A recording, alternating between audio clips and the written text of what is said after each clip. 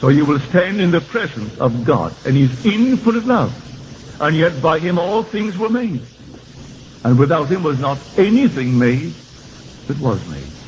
Because he waits on us as indifferently and as swiftly when the will in us is evil as when it is good. He created a tree of knowledge of good and evil. So you eat on it. And whatever you eat, you become quickly. And as far as the Lord is concerned, your imagination, it's indifferent to him whether you eat the good or the evil. For these are infinite states that you eat. And you fall into these states and you pay the price of the state that you ate. So be careful what you are imagining. I don't care what the world will tell you that you should imagine. You can use your own discretion as to what you should imagine. When you go into a restaurant, you don't say, bring me some food. You say, bring me a menu. And you select from the menu what you want. You don't go into a store and say, bring me a suit, bring me a dress. You select from some wonderful display what you want.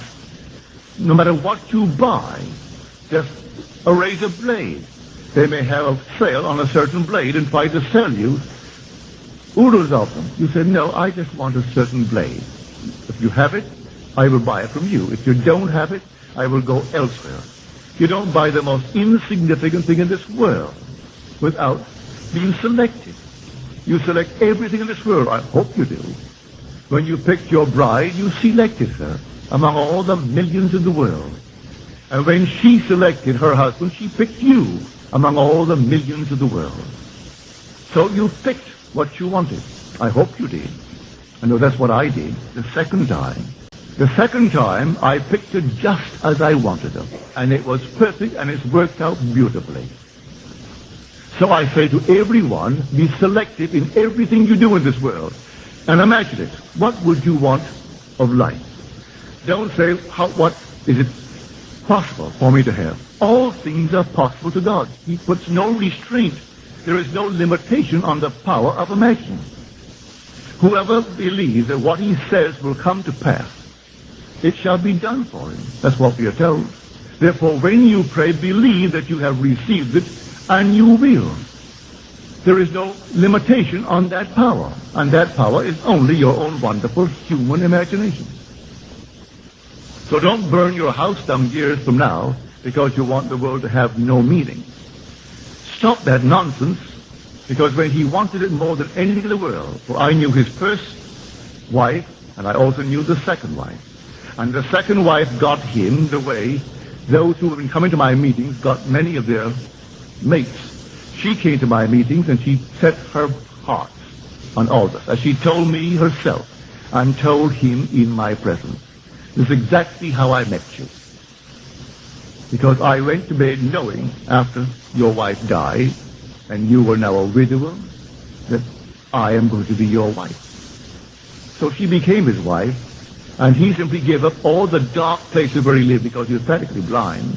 And his first wife, to protect his eyes, had all the curtains drawn. Everything was dark. He lived on King's Road. When I first finished with it, I wondered, where am I? The whole thing is so dark. All the lights were dim, just a tiny light. When he married the second time, she moved to the top of the hills of Hollywood. And everything was glass and light, nothing but. And he loved it. And when he had everything moved in and enjoying it, the whole thing collapsed to dust.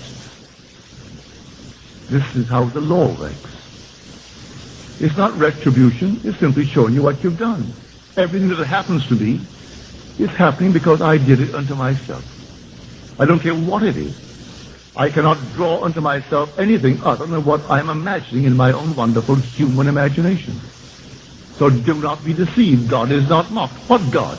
My imagination. It was planted there, and he's going to bring it to fulfillment because he is life.